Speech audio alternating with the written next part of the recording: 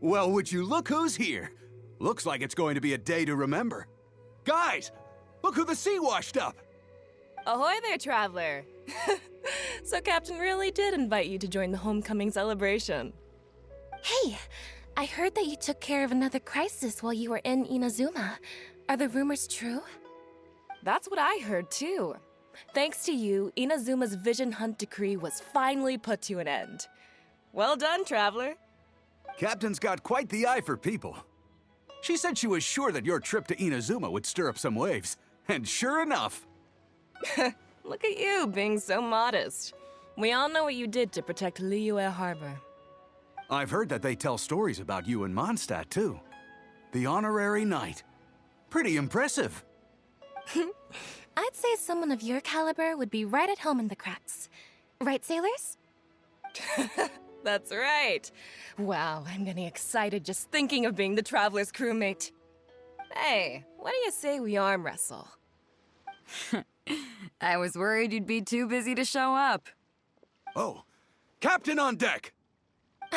Captain, we were just trying to talk the Traveler into joining the crew. Yeah, come on, Captain Beidou. Surely you've got a way to get the Traveler on board. Well, she's on board right now for the celebration, isn't she? Yeah, but just one celebration together is not enough. You know what we mean, Captain. All right, I get it now. There is something special about you, Traveler. You earned everyone's respect, myself included. So it goes without saying that the Crux would be honored to have a crew member such as yourself. No doubt about that. But then again, a hero like yourself doesn't just set off on a journey without some bigger purpose in mind. So should a hero really drop what they're doing just to spend day after day drifting at sea with us? Well, if that were the case, then the Crux, known for always moving forward to the next horizon, would instead be holding someone back. Right. I guess we didn't think that part through. Remember, rather than seeking out strong members to join us, you should be focusing on making yourselves the strongest that you can be. If we are powerful, they will come to us. Isn't that why everyone here chose to come aboard in the first place? Yes, a strong sailor is always looking for a sturdy ship. I guess I almost forgot the first lesson you ever taught me. Thanks for the reminder, Captain. Just be sure you all keep that in mind. Now, there's no more need to hound the Traveler, as you were. The Traveler and I have something to discuss.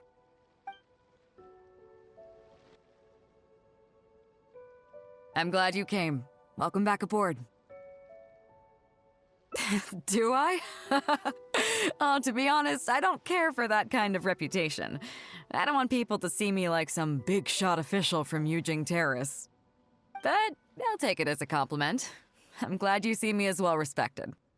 I can't go getting too caught up in my own reputation, though. That's certainly not how the Crux made it to where we are today. As the head of the fleet, my task is to keep us on the right course, no matter how turbulent the seas may become. But then again, the crew isn't usually this riled up. It's not that they're arrogant, they're just bubbling with ambition, that's all. Their excitement today comes from their great respect for you, both your strength and your character. So please, don't take it the wrong way.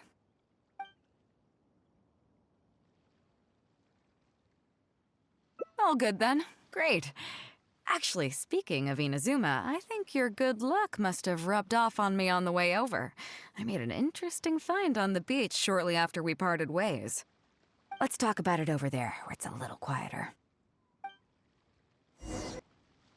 So after we dropped you off in Rito, we found a shipwreck nearby.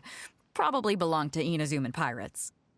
We searched the wreckage and found a map. At first, I thought it was a nautical chart. I was thinking we might discover a new sailing route if we were lucky. But after a closer look, I realized it wasn't a map of the sea at all.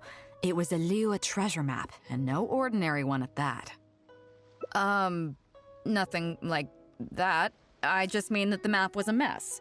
So it was the most I could do to figure out that the treasure was probably in Liyue. As for its exact location, I have no idea. I'd say I've explored Liyue pretty extensively, but still, this one managed to beat me. So, I thought of you. nobody can beat you when it comes to treasure hunting on land, right? Is that right? Well then, it looks like I'm in good hands. Here's the map. See what you can make of it. So, where do you think it is?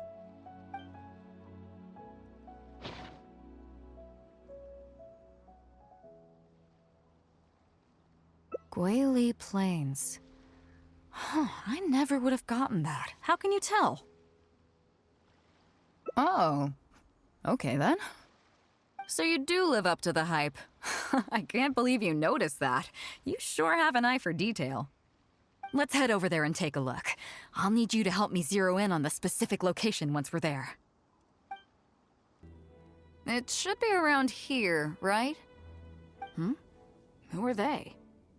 Oh, it's a bunch of treasure hoarders. I guess the treasure's for real then. There are quite a few of them. If things go south and fists start flying, stay behind me. I'm more than a match for these amateurs.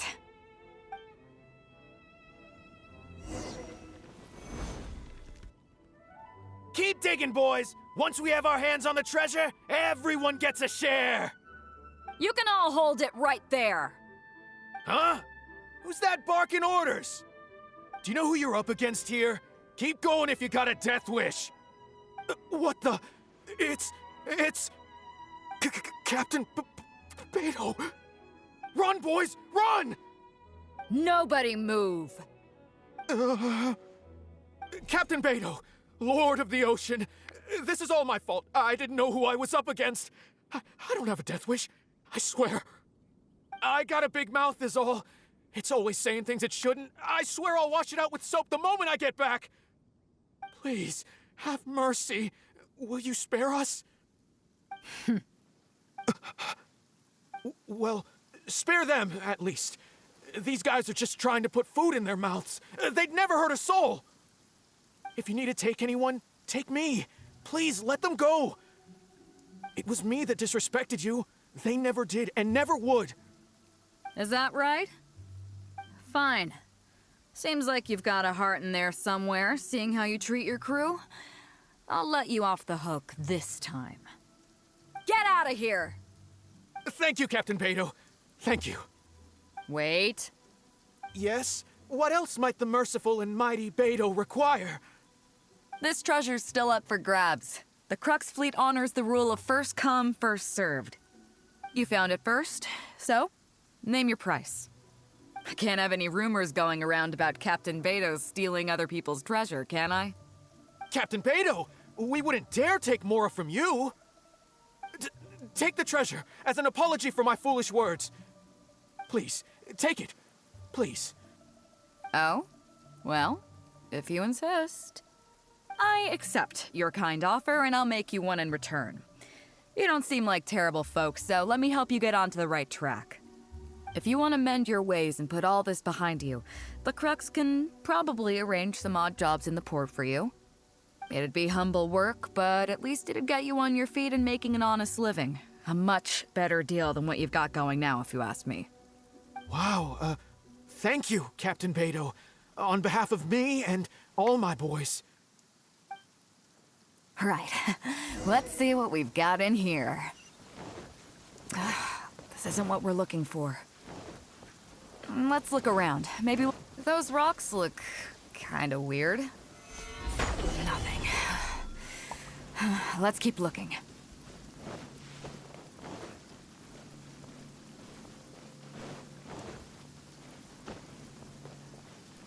What are those hilly trolls digging for?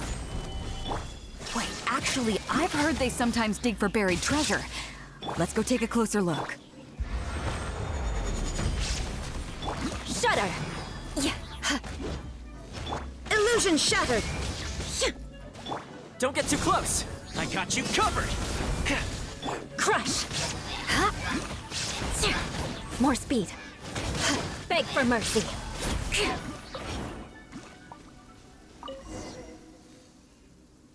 Nope, not here either. Now that we've searched all the places of interest in this area and come up with nothing, you got any ideas? It's, Captain Beidou! Captain Beidou! Huh? Hey, what brings you back here? Captain Beidou! Actually, we've just been wandering around nearby. We didn't go far, because we were thinking about what you said, and... well, me and the boys decided we're ready to move away from all of this and get on the straight and narrow. Oh? Are you sure? Yes, absolutely sure. Okay then. But I'll warn you right now, you won't have it easy. It might just be menial work in the port, but in the eyes of the general public, you'll be associates of the Crux. So there'll be a grueling test you have to go through before you can start. I understand. Truth be told, Captain, it's only because it's you, the mighty and honorable Captain Beidou. If it had been anyone else, I don't think I'd have listened. And since you made us this kind offer, I'd like to ask, if I might be so bold, is there any hope at all for us to become full members of the Crux in the future? Even the tiniest shred of hope? Well, there's no place in the Crux for delusions of grandeur, that's for sure. But then again, everybody has to start somewhere. So, it comes down to you. If you manage to impress me and earn the respect of my crew, then yeah, nothing's impossible. Thank you, Captain Beidou. Thank you 1,000 times over. I couldn't help but notice you were searching for something else. It still hasn't turned up? Why? Do you have any clues? We heard about 2 treasures, both in Guili Plains. We were still looking for the first one when you found us. So maybe the other one might be what you're looking for. Not too far from here, but I'm just not sure of the exact location. All the info we got about this treasure came from the black market. The answer's hidden inside a poem which goes like this. Drunkenly I gazed at the ruins long forsaken, and lay beneath red leaves whose branches cast a crooked shade. The dusk sun shone upon the sea as I awakened, but Guyon stood twixt weary eyes and the sight of home they crave. As for the ruins long forsaken part, I do know of some ruins near here, but beyond that line, I don't... I'm just not smart enough. So a treasure clue hidden in a poem, huh? Don't worry, we got this. See my friend here? If they taught treasure hunting as an art form, you'd probably be calling her Grandmaster. This kind of thing's a piece of cake for her. Am I right? Okay then. Let's start by heading to the site and surveying the scene. Maybe we'll find some other clues over there. Okay, come on boys, you heard the captain! Lead the way. These are the long forsaken ruins from the poem. Apparently they were once full of treasure.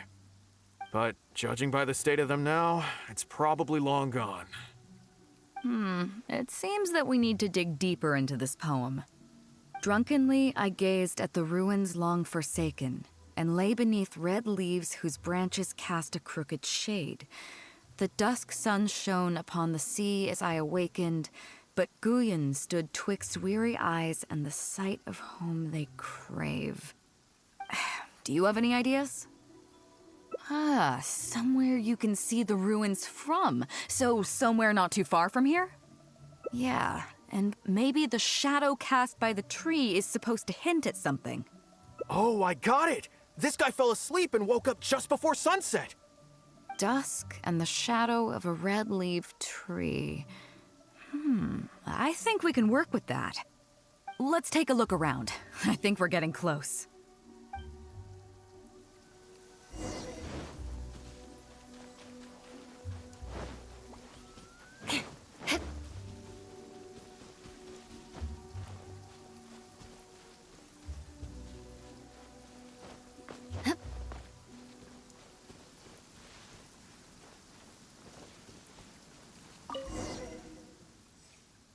Found it! At long last, the treasure is finally in our hands. A check from the Northland Bank. You really came through. We found the spot in no time. Without your help, I don't think I ever would have gotten my hands on it. Not much, but enough for an average person to survive on for a while. But there's more to this particular check than that. When I found the treasure map, it was tightly sealed inside a small bottle along with a letter. I'll let you read it for yourself.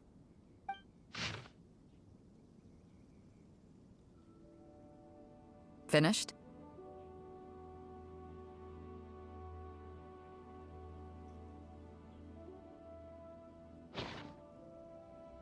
Yeah, I can't fault him for what he did, but the way things turned out, all I can say is life is unpredictable. Well, let's fulfill his final wish by taking this check to where it belongs. Well, this is it. Oh boys, it's time for your first job! Give this check to the old lady who lives in that wooden hut. Tell her it's a welfare payment from the Liyue Ministry of Civil Affairs. Yes, boss! What's up? I see. But you only find sakura blooms in certain places, right? It must have been quite a bit of work collecting all these, surely. Let's just pick one, huh? One's enough to show that you care. You've already helped me out so much today. Okay, off you go then. Take her the sakura bloom along with the check. And if she asks, tell her, your child in a faraway land sends his best wishes.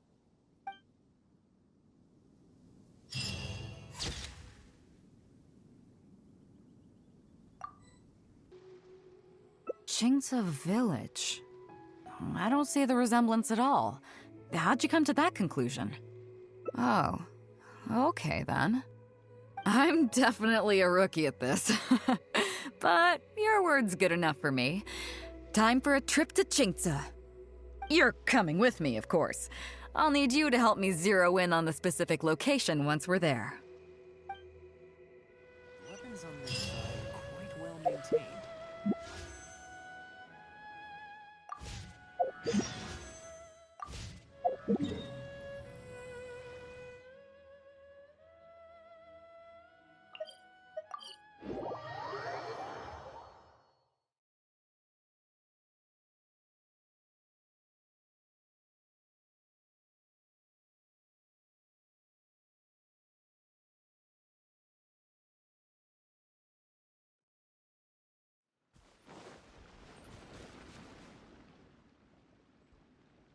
Ah, Beidou! Wow, and the traveler! My goodness, what's the occasion? Just here to visit us old folks once again? It hasn't been all that long since we last had a visit from the Crux. But I'm glad you picked today. You're just the people I need. These two young rascals... They've been arguing with each other non-stop about some petty nonsense or other. I'm too old to get through to them. They won't listen to me. Please, talk some sense into them. Rest assured, Granny Zhuoshin, whatever the situation is, the Traveler and I will take care of it. Oh, thank goodness. It's Captain Beidou. You couldn't have come at a better time. You're the voice of reason I need in this situation. Captain, please, help me get justice. Whoa, hey. What exactly is going on here? Spit it out, tell me everything. It makes me mad just talking about it. G here, I don't know if he's got a screw loose or what his problem is. But anyway, he took it upon himself to raise, well, practically a whole army of finches, okay? And now guess what? They fly onto my land and completely destroy at least half of my crops. I asked him to pay compensation, but he refused. Now how is that fair? Captain, I'm innocent. They're not even my finches. I just thought they looked kinda cute, you know, so I fed them a couple of times. They're wild birds, though.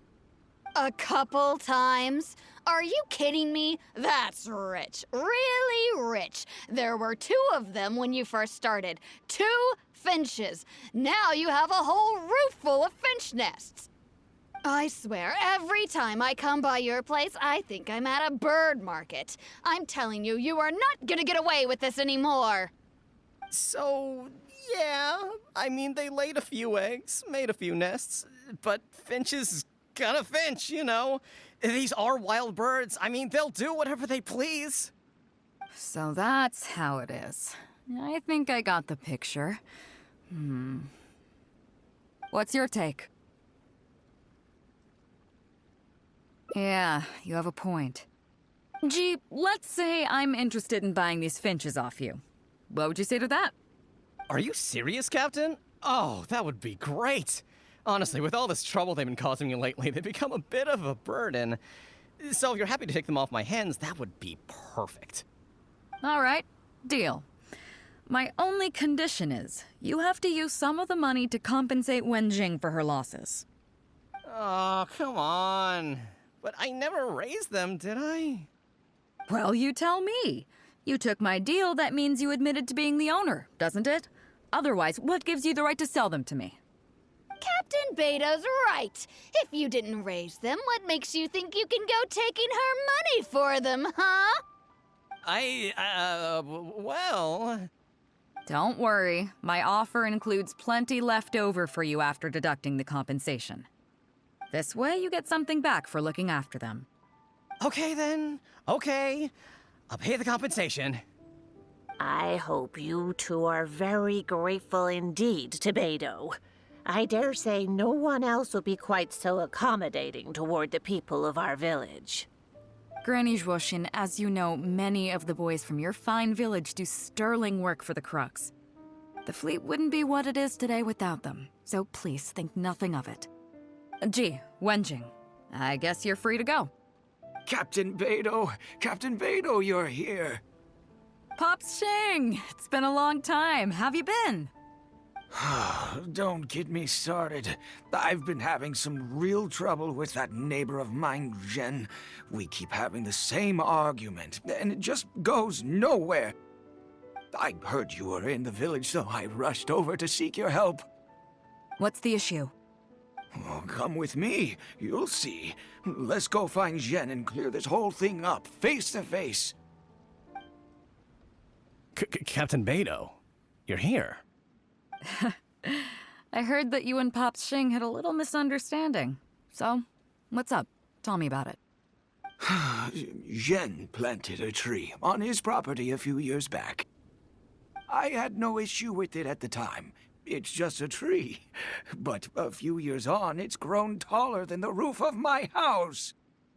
Every morning when I get up and open the window, I just want to feel the sun on my face, but I'm greeted instead by the looming shadow of my neighbor's tree. It really affects my mood.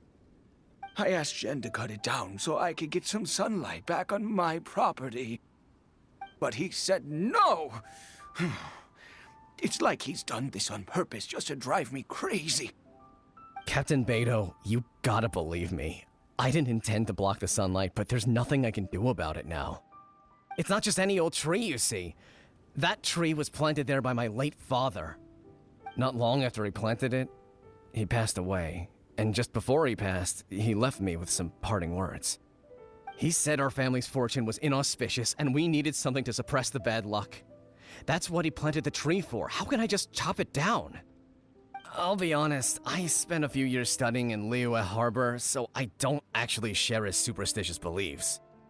But still, that doesn't change the fact that this was my father's dying wish. Okay, I think I'm all clear on the situation. What are you thinking?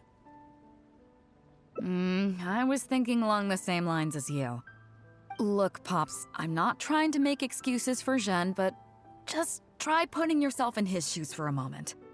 Zhen's desire to protect his tree isn't for money or because he wants to hurt anyone, or for the sake of any superstition. He just wants to honor his father's dying wish. Pops, you have kids too, right? Yeah, when you put it like that.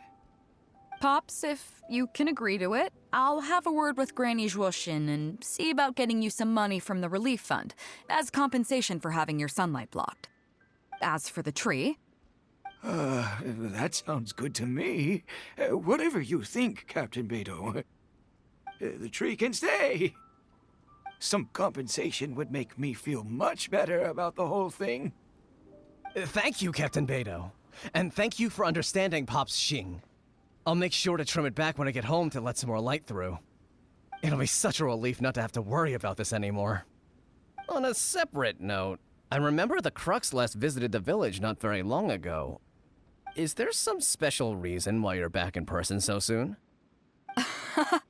Nothing all that special, just personal reasons. I'm looking for some treasure. Huh? Treasure? Wait a second. That reminds me, I saw Chongping and Defu arguing in the fields earlier. It sounded like they were both trying to lay claim to some treasure. I don't know if it's related to the one you're looking for, but anyway, they're probably still there now. Really? Okay, well, you and Pop Shing can go about your business now. I'll go see what the situation is. Huh? Beidou, you're just in time. Defu's being completely unreasonable. What happened? I'm not being unreasonable, Captain. I got Chongping to help me plow my land because it's the busy season. And then, what do you know? He plows up a treasure chest. Way I see it, it's my land, so the treasure belongs to me, right? I think it's a pretty clear-cut case.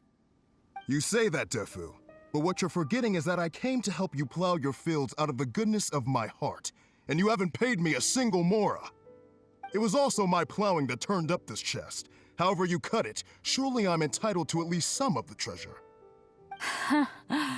The domestic drama just keeps coming today. What are your thoughts?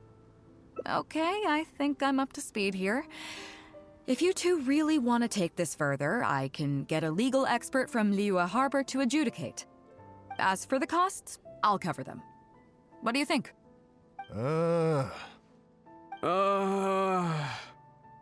Neither of you seems thrilled about this course of action. Okay, so plan B. I'll be straight with you. The reason I came here today was to look for some treasure. Chances are it's hiding right there in the chest you're both fighting over. So, how about you two stop fighting over it and do me a favor by handing it to me? Of course, I'll be indebted to both of you. If either of you ever needs anything in the future, the Crux will not hesitate to lend you our support. Captain, you're far too kind, really. Indebted? That won't be necessary. If you want this chest, you go ahead and take it. Yep, totally agree. If only I'd known you were looking for this chest. You should have said something. I would have delivered it to you personally to save you the trip. It seems like it's been quite a busy day for you, helping us settle all our little quarrels. Come on, let's go to the village. I'll rally the masses. We'll get some good food and good drink and have a good old get-together. Don't worry about the chest. I'll carry it over. What a fine day today has been. Beidou has solved an awful lot of problems in our village. She sure has. Without Captain Beidou, that compensation payment would have bankrupted me. Yeah, and if it weren't for Captain Beidou, I'd still be arguing with Pops Xing. Here, here. We have plenty to thank Captain Beidou for, I'm sure. I propose a toast in her honor. To Captain Beidou. Cheers! I couldn't ask for more than the chance to get everyone together and drink to our heart's content. Cheers!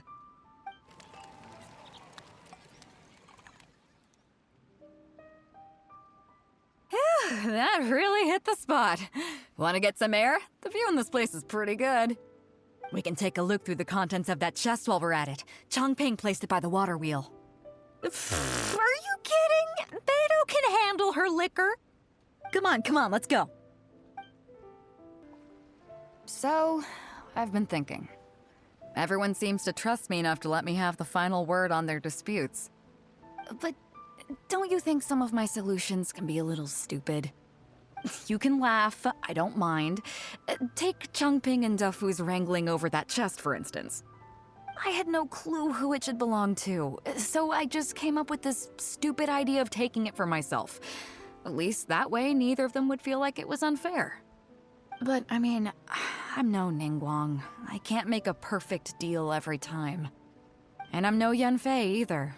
Not all my judgment calls are going to be 100% fair and square. I am Beidou, and my strength is in trading favors. You think I should be more selective? Some people think their favors are so valuable that they need to plan out how and when to use them to maximize the return on their investment. They view the favor as a bargaining chip. Others see doing favors as a burden, not worth anything in monetary terms and prone to getting you locked in a cycle of constantly returning the favor back and forth. But the way I see it, favors are what keep people connected to one another. Over thousands of years, the people of Liyue have created bonds between each other by doing someone a favor here and asking for a favor there. This means that no individual is truly on their own out there. When someone falls down, there's an invisible net made of human connections, waiting to catch them and get them back on their feet. Over the years, I've come to owe favors to a great many people, and many other people have come to owe me one. These are the countless bonds between us, like so many fish in the sea. And they're the reason that the Crux and I have survived the countless hardships we faced. I believe that if there ever comes a day when the world is overrun by monsters, Liyue's legal system collapses and the land is thrust back into an age of war, it's these bonds that will see us all through the dark days ahead, until we come out on the other side. I'm not saying that. But either way, we have a pretty firm bond between us already, don't you think? Was this wind brewed in a winery? It's making me lightheaded. I feel like I'm forgetting something. Something we were literally just talking about. Oh, yeah, the chest! Oh, I got so immersed in our conversation that I forgot all about the main event. Come on, let's open it up and see what's inside.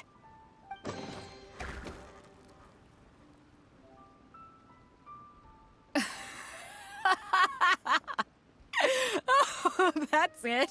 A whole lot of nothing? It's not exactly what I was looking for, but you know what? I don't care. The fun part was going on a treasure hunt with you. Come on, let's get back to the party. Tonight, we go big before we go home.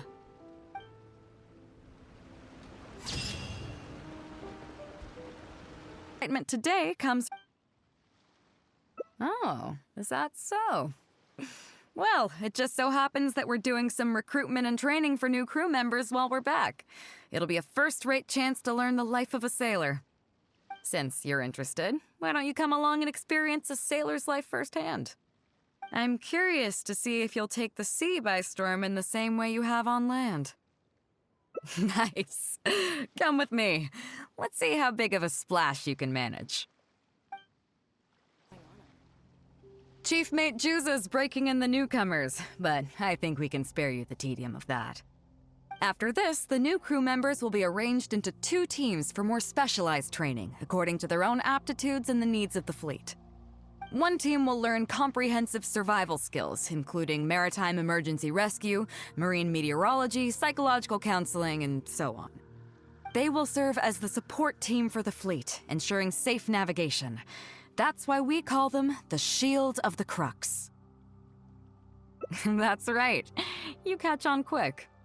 As one might expect, we call the other team the Spear of the Crux, because they'll be learning about naval warfare. They'll make up the armed portion of our crew. Also, they're responsible for handling the fleet's cargo deals. So, what do you think? Which team is for you? You truly are an adventurer at heart. Let's start with the fundamentals for any armed crew member. Basic boat handling. Follow me. These are some older skirmish boats that we keep on the Alcor as backup. Although they've been made redundant by newer models now, they're still fully kitted out. They're perfect for when we need to do simulated battles as part of crew training. Disappointed? So this isn't quite on the scale that you had in mind, huh? To be honest, the Alcor going into battle is the last thing I'd ever want to see. In fact, out of all the confrontations we've ever had, almost all were resolved by negotiation. Only when negotiations fail do we consider deploying our armed fighters and skirmish boats, and they alone are enough to handle most situations. The only reason the Alcor would ever need to open fire would be if it were a fight to the death. The Alcor serves only 2 purposes: to deter or to destroy. We are an armed fleet with a strong sense of justice, not war-hungry lunatics. We're very careful about determining when to use force and exactly what level of force to use. All of this to say that mastering a small attack craft is quite enough for new crew members. Do you have any experience piloting small armed vessels?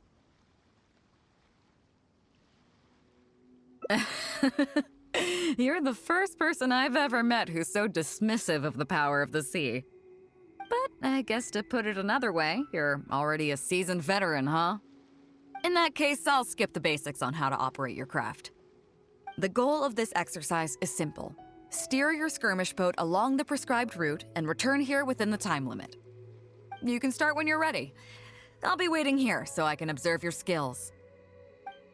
Nicely done! That was a joy to watch.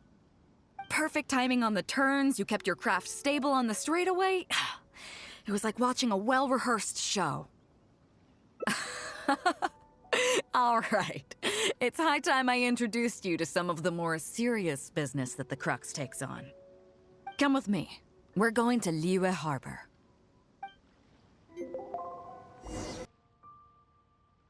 You may be aware that as an armed fleet, the Crux is kinda like the maritime equivalent of a guard for hire. We work as an armed carrier, earning our keep by successfully delivering the goods entrusted to us from A to B. Aside from that, though, there is also one other important way we make income. Actually, it's trading. In certain kinds of goods. Hey, my hotshot accountant. Nice of you to join us. Cut it out, boss. Juza sent me here with a message. He says preparations are now underway. If you give me the all clear, I'll head straight over. Okay. Be careful. Well, she has something to take care of. Mora Grubber was right, though. The other important side to our business, the less official side, is doing exactly what merchants do. Importing here, exporting there. The only difference between us and regular merchants is that our transactions aren't entirely above board. You'll see what I mean by that shortly.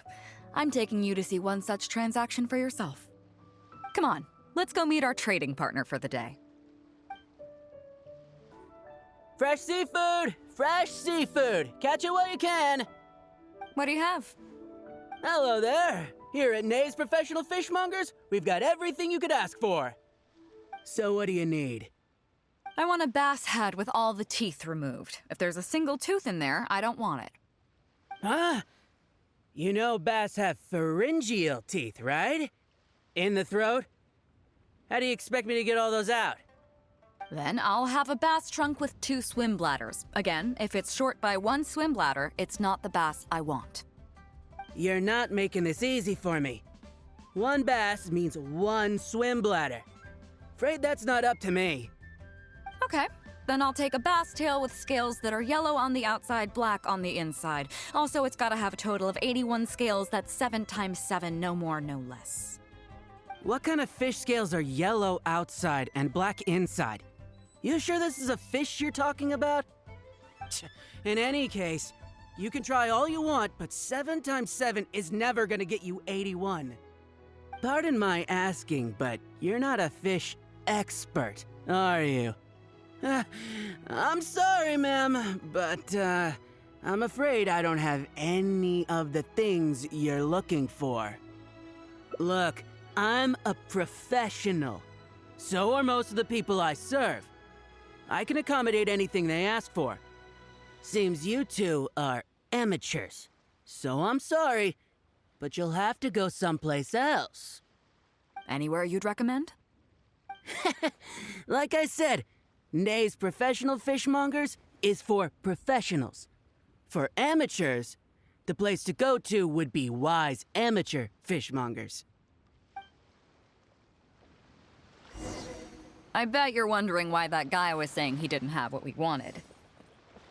That was just the first step in the transaction to confirm our identity. The real deal will come later. Fresh seafood! Fresh seafood! Come take a look! Is this Wise Amateur Fishmongers? That's the one. We have all kinds of amateur stuff here. The more amateur, the more of it we got. What would you like? We'd like a bass head. No problem. Ours are all toothless, mind you. And a bass trunk. Oh, no problem. I'll stick an extra swim bladder in there for you. On the house. And a tail. Sure thing. I'll paint the scales yellow on the outside and black on the inside, so you can tell at a glance, this ain't no ordinary fishtail.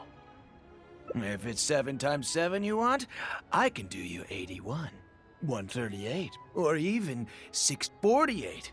It's up to you. Great. I like your style. We have a deal. I appreciate your patronage. Please, take your order to our warehouse manager over there. A real amateur if I've ever met one. Proud to have you as a customer. No, we don't have the fish here. All fish sold at Wise Amateur Fishmongers are still swimming in the sea. Once we get the order in from the customer, we go fish it out for them. The warehouse handles that side of things. Pay first, then we bring you the goods. That way you get the freshest catch. Are you two here to collect your order, huh, Beidou? Yes, sir. We're here about that bass. I didn't expect you to come in person, but we still need to follow procedure. The bass you want is not a standard specimen. Our fishermen need to wait for the right moment to catch it. You know the rules, I take it? Of course. Oh, well, as you know, timing and location are everything when it comes to fishing. You have to wait till all the conditions are just right. That means the tide, the moon, and the wind. So, let me ask you this. When will the tide come in? The fishing song will sound out at midnight. How drunk will the moon be before the party's over? It won't stop while the Star of Death shines. I see, yes. Which way will the sea breeze be blowing? The breeze should be bound for Guyan. All right, then. Well received. I'll go and make arrangements. Great. I think that wraps up everything we needed to do in Liyue Harbor. Let's head back and wait for the delivery. The 3 people we just met are our business partners. Nay's professional fishmongers and Y's amateur fishmongers are just cover names. The bass, obviously, is the code name for the goods. The numbers of teeth, swim bladders, and scales all represent different specifications. Meanwhile, the conversation I had with the warehouse keeper was the instructions for the deal itself. Let me translate it for you. Tonight at midnight, the deal will take place in Guyan Stone Forest. The Alcor will wait there as long as needed. As for what the actual goods are, well, you'll see tonight. What if I were to say yes? What would you do then? Thank you. But don't worry, everything will be fine. I deeply value you as a friend, but ultimately, you're not with the Crux. I definitely don't want to cause you any trouble just because you hung out with me. So rest assured, we haven't broken any laws. At least not today.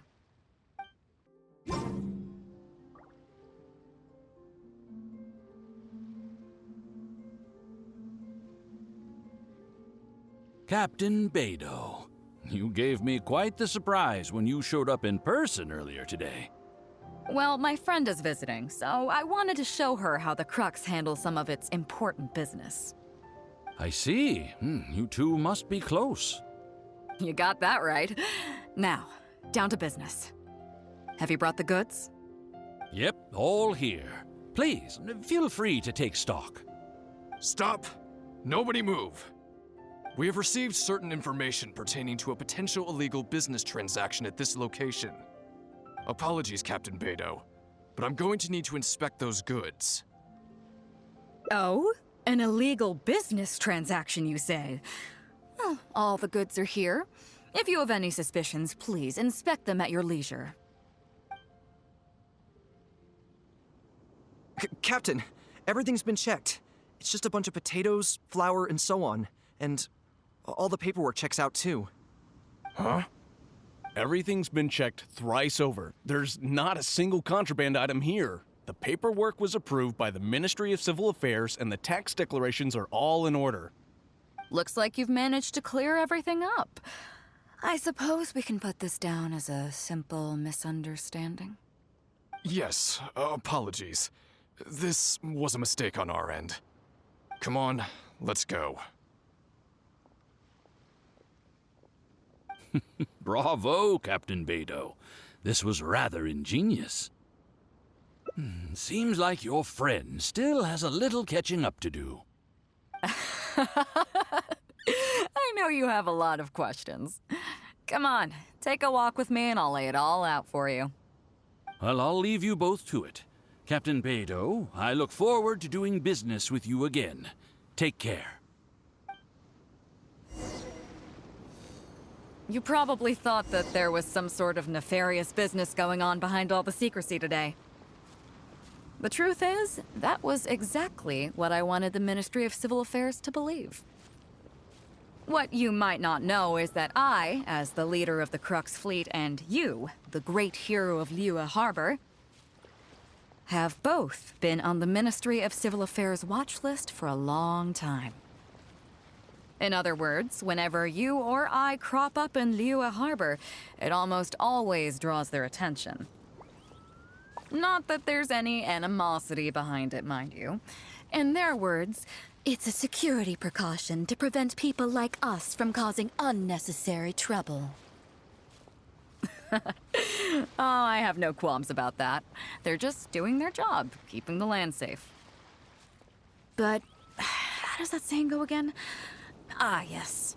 Sometimes the closer you are to something, the less you can see. Did you figure it out yet? That's right. Maura Grubber, the accountant. With you, me, and a few sacks of potatoes and flour serving as a front, the deal she's overseeing on her end should go off without a hitch.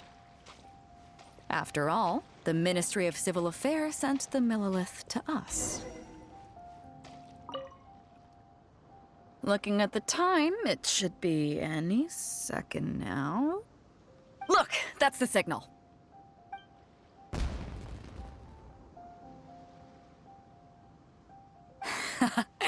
Tonight's real deal is officially done.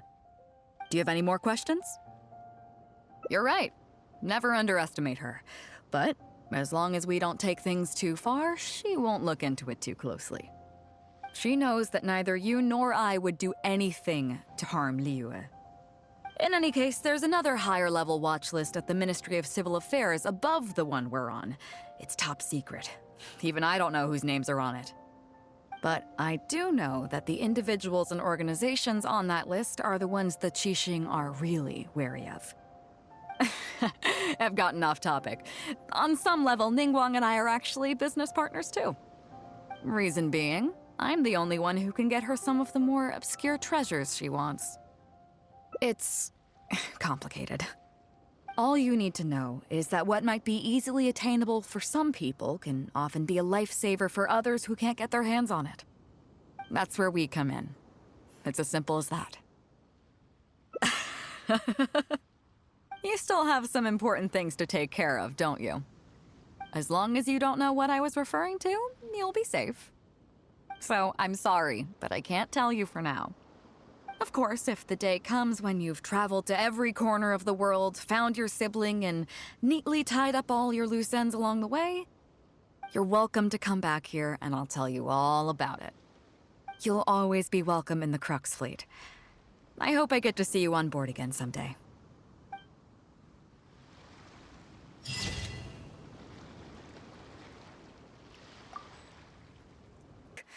Which team is for you? As I expected, you have a will to protect others. There are two main subjects that the Shield of the Crux focuses on: survival knowledge and entertainment. As I was saying earlier, survival knowledge includes prevention of injuries and diseases at sea, navigation and cartography, basic meteorology, etc. You can go learn about these skills from Genshin, Huixing, and Liushi. They're all seasoned hands in their respective fields. Each sailor has their own strengths and weaknesses. I'm no rookie, of course, but you shouldn't underestimate the knowledge of the crew. If there's anything I'm most proud of in the fleet, it's my people. Go and get to work. I'll have some questions to test you later. I look forward to seeing how you do. Calm as always. More speed. Hello, traveler. I'm Yinxing, the Crux's surgeon at sea. Whenever a sailor has a health problem, they come to me. I deal with it all, from seasickness and common colds to amputations and everything in between. Oh, I presume the captain arranged this, correct? All right then, let's begin. First of all, let me ask you this. What do you think is the biggest danger that all new crew members face? That can certainly be a problem at sea, but it's not the biggest danger.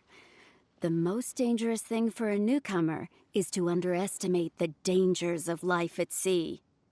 Oh, I have seen many new crew members who see themselves as young and fighting fit and have no regard for safety. They think that since they are tough enough to look after themselves on land, they'll be fine at sea as well. Those are the ones that always end up in the sick bay. Everyone should know that being a sailor, especially on a long voyage, is a brutal job in an unforgiving environment. We have to face malnutrition when we're short on supplies, all kinds of injuries and diseases that the harsh ocean weather can bring, and even the psychological problems that can arise due to isolation and the lack of entertainment.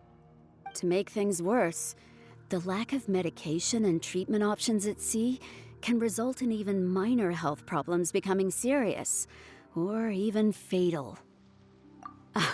Oh, you probably thought I was joking, right?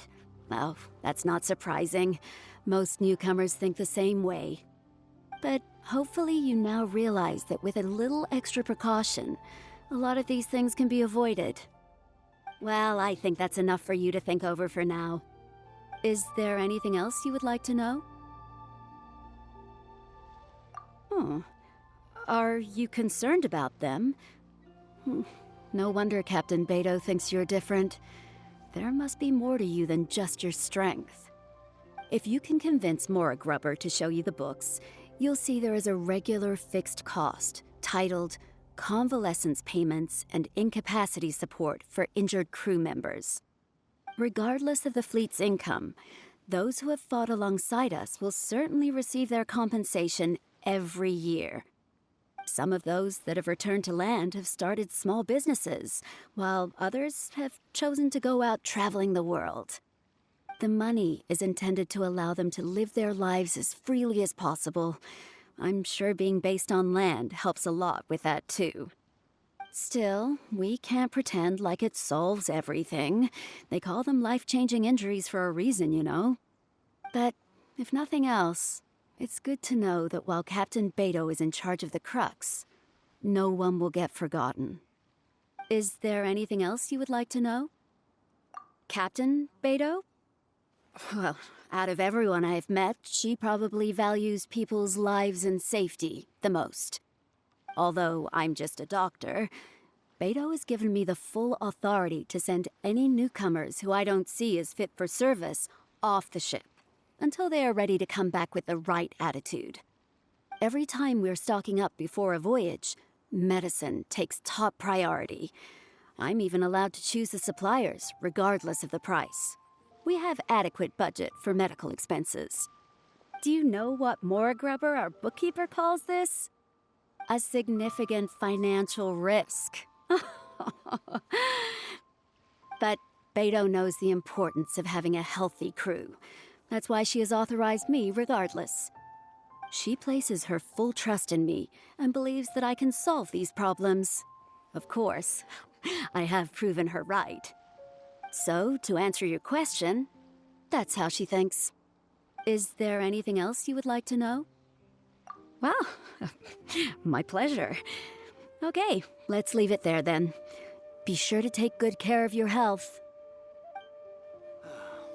Waves are as calm as always.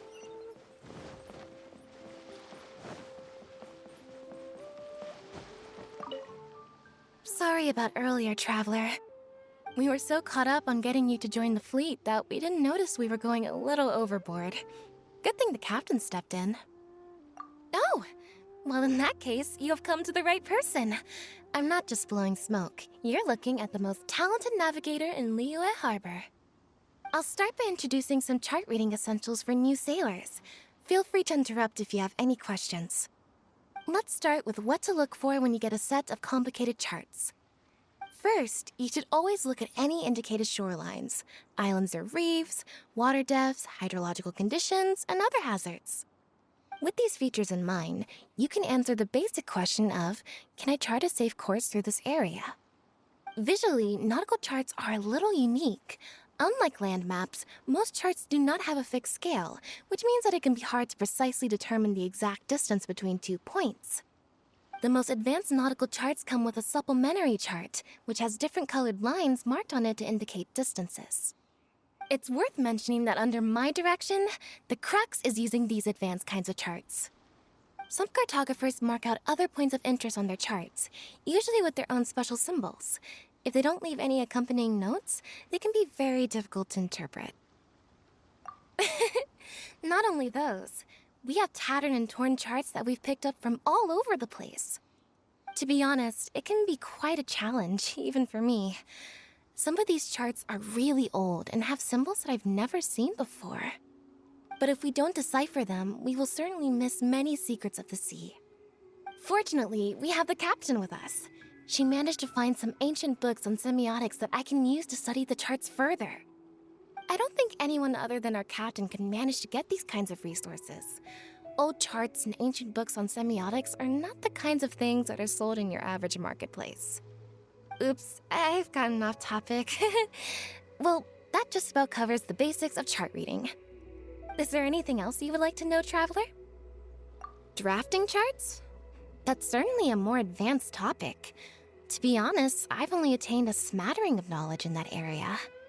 The charts we are using now are just revised versions of the ones left by the previous navigator. So my mapping experiences have been primarily limited to updating our charts to reflect changes in the sea. I think you can ask Captain Beidou more about cartography. One time, the fleet sailed into an uncharted area by mistake. It wasn't long before we turned the fleet around and returned the way we came out for fear of potential hazards. But Captain Beidou still managed to draft a simple chart of the area we sailed through for if and when we explore the area again. Incredible, isn't it? I was amazed to see that the captain could even do cartography. Because I have the talent, and she doesn't want to let it go to waste.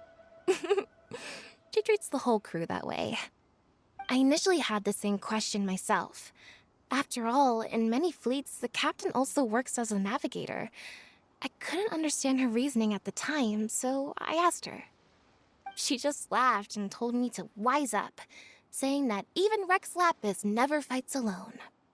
She wants everyone on board to master their role, so that the crux is not floating on her alone. That way, if the day ever comes when she's no longer with the fleet, we will still be able to sail onward without her. Captain Beidou may seem aloof and even act careless sometimes, but the truth is that she's very considerate of everyone on board. Is there anything else you would like to know, Traveler? My pleasure. A friend of Captain Beidou is a friend of mine.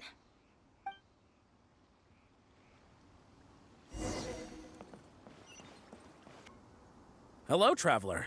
Are you here to learn about marine meteorology?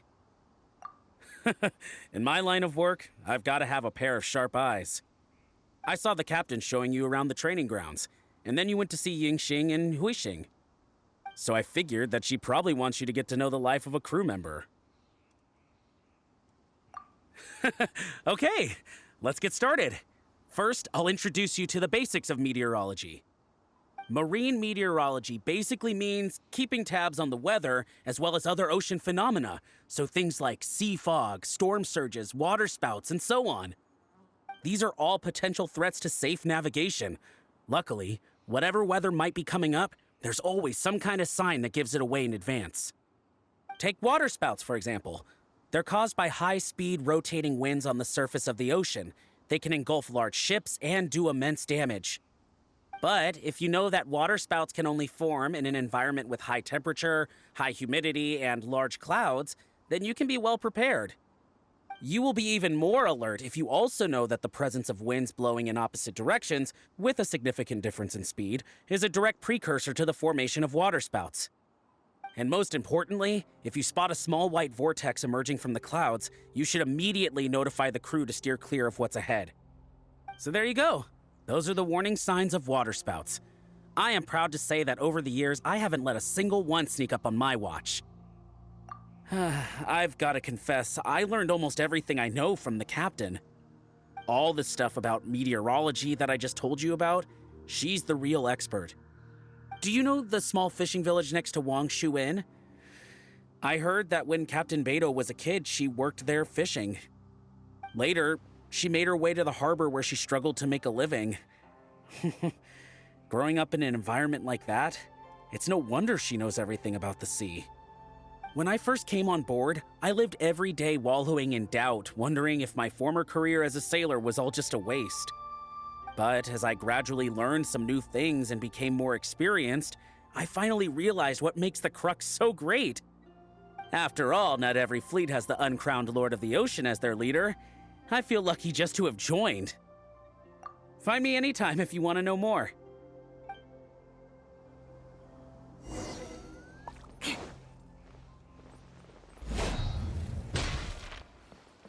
More speed. So you've already finished talking to the crew, huh? I thought it would take you a while longer. So, what did you think? Now you know that the Shield of the Crux is not such an easy job. Let's get started. First of all, life on the sea isn't always plain sailing. Injuries and illnesses happen all the time. But what is the single biggest danger facing crew members?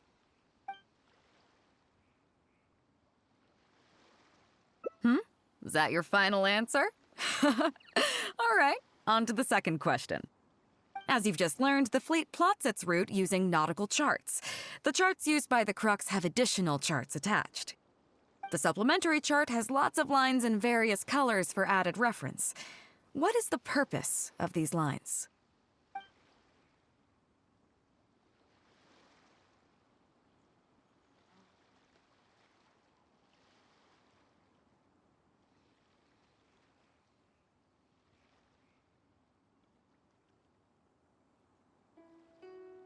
Okay, interesting. Now, last question. On longer voyages, we have to be especially careful to avoid certain weather hazards that pose a threat to the integrity of the ship and the lives of the crew. For example, waterspouts. So my question is, how can we reliably predict waterspouts so we can avoid them?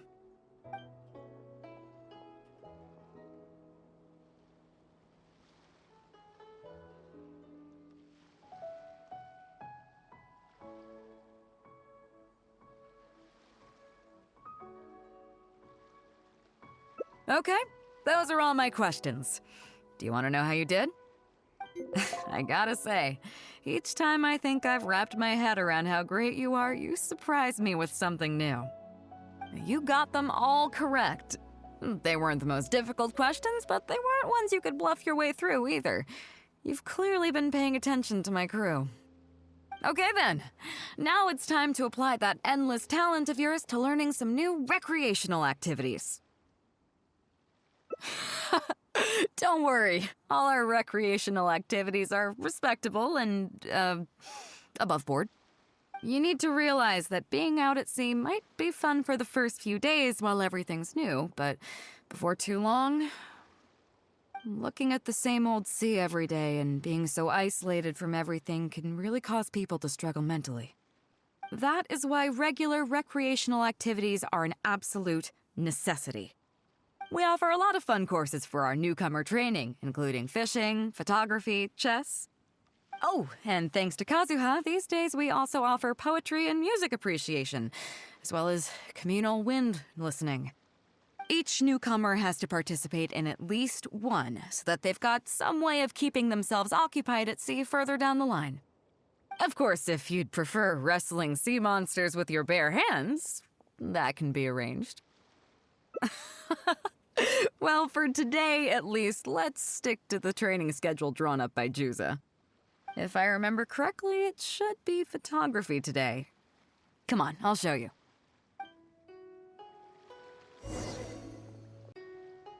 Listen up, everyone can go back and call it a day. The photography session has been postponed. What's going on here, Juza? Oh, Captain, there you are. Well, Captain, the photography teacher just sent word saying that she's fallen ill and doesn't want to risk coming in case she keels over in class. I see. That's quite unfortunate. Oh? Quite the multi-talented one, aren't you? In that case, why don't you help us out and lead the class today? Yeah, unfortunately, the original teacher canceled at short notice, so there's no time to schedule anything else instead. It would be great if the Traveler could step in as the teacher for the day. It's up to you, Traveler. Great, it's settled then. Juza, let's muster everyone over here to meet the new teacher. Yes, Captain.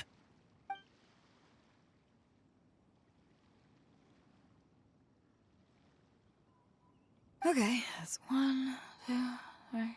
No. That should be everyone. Take it away, Traveler. Oh yeah? What's that? Fair enough. It seems like you already have someone in mind. So, who will it be? Me? Well, we could do that, or... Guyonstone Forest looks extraordinary today. It'd be a pity to not capture the scenery for posterity.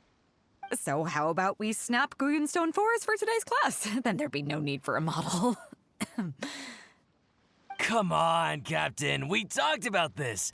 The photography class is supposed to be portrait photography. Have you forgotten? Scenery looks nice at first, but it gets boring after a while. I bet it'd keep the crew more entertained if we got them learning portrait photography so they could record moments in each other's daily lives.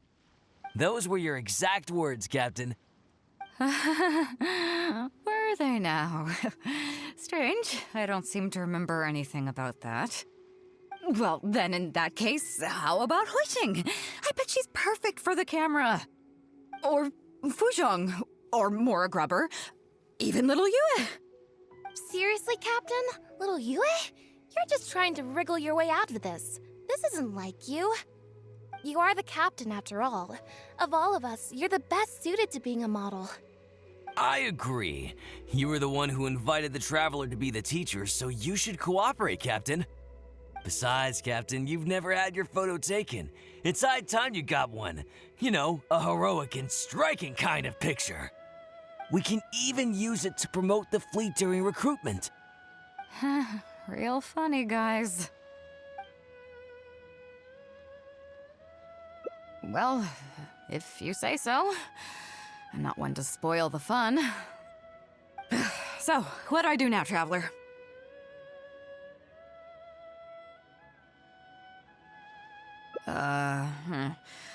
Like this? You're kidding, right? I've never had my photo taken before, but something this simple shouldn't be a challenge for me. It must be the lighting or something. You've got it wrong. I never said that. You mean go somewhere else, then bring the final photo back as teaching material? Sounds good to me. That's a good idea, isn't it, guys? The lighting may still be a problem. But I'm open to persuasion. If you have a suitable place in mind, I can consider it. Just to be clear, I won't necessarily agree. It depends on the place you have in mind.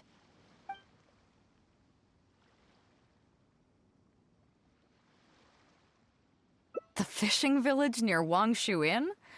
That place is deserted now, isn't it? How do you even know that place anyway? It's tiny. I don't think I've ever seen it on a single map. I'm surprised that you'd remember such a trivial detail. He's right, though. I did live there for a while. And now that you've mentioned it, it's given me the urge to go back and take a look around. Well then, let's go. We can take this opportunity to pay my old home a visit.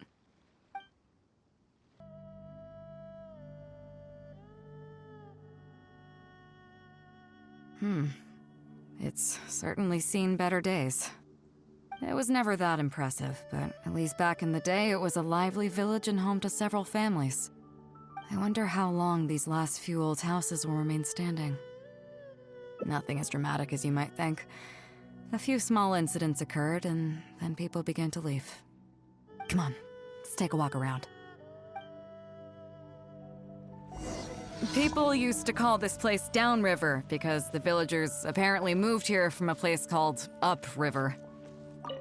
With them, they brought their knowledge of fishing, which had been passed down from generation to generation. I learned a lot from them when I was here. Now Upriver is long gone, and Downriver is all but deserted. It won't be long before no one even remembers what these places are called. To Zhong. Zhong. I barely remember this name. You're right. I was only about 5 or 6 years old when I first arrived here. I was homeless and had to wander around the streets.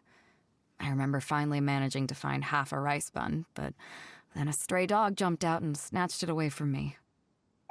Half a rice bun was not something I was willing to give up so easily at the time, so I chased it all the way to this neighborhood.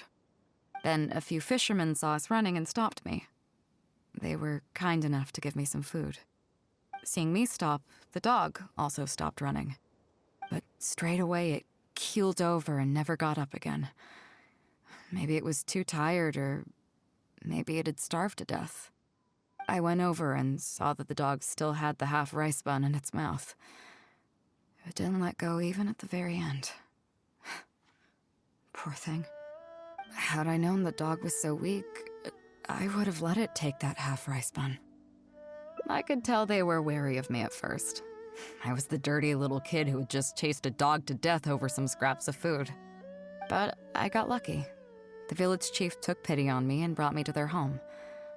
That's how I ended up staying here.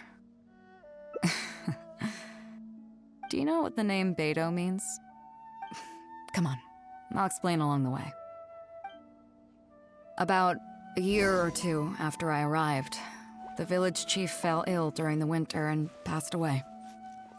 During that same period, the harvest was getting worse and the fishermen's catch was getting smaller day by day. Without the village chief to handle the situation, people began blaming each other. There were even rumors that some families had been overfishing and leaving nothing for the rest of the village to catch. But in the end, they all turned on me, saying that they shouldn't have ever taken me in. They said I was bad luck. They pointed to how that dog died on the first day I arrived. Next thing you know, the village chief dies, and then all the fish die out. They said I was a living curse, and the downfall of the village was all my fault. I told them that I didn't understand. I'm not a curse, I'm just Beidou. Then some of the villagers started shouting, and drove me out of the village.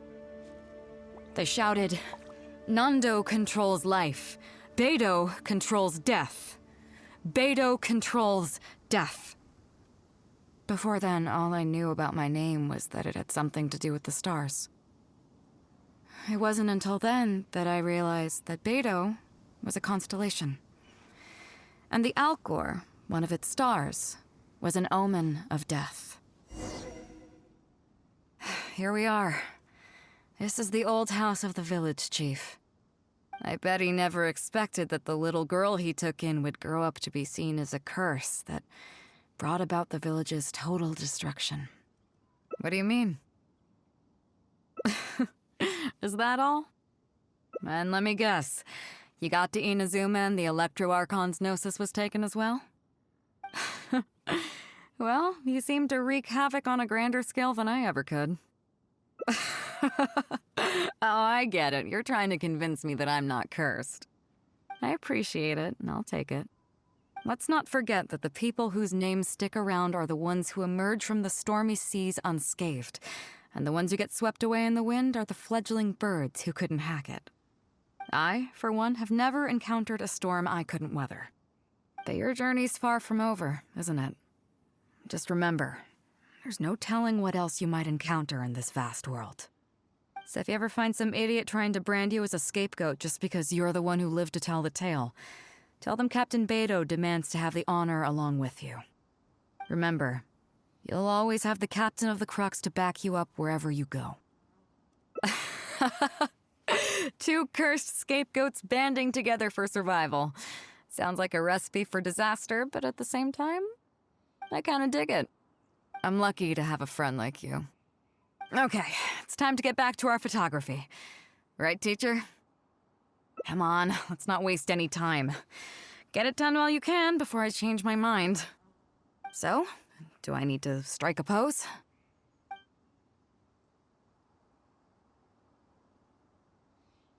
All right. How about this? So, is it done yet? Please don't tell me that it looks weird. Show me. Yeah, sure, whatever. Now give it here.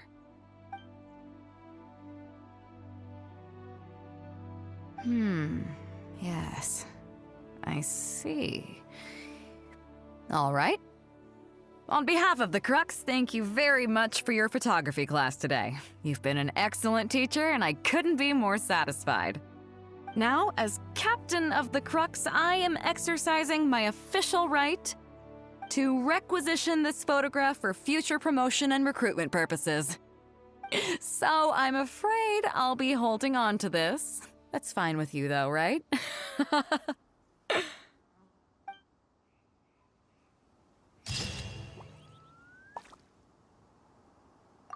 Do I need... What? The nerve! What do you think this is? I don't want to do this whole modeling thing. Hey, cut it out. No more pictures.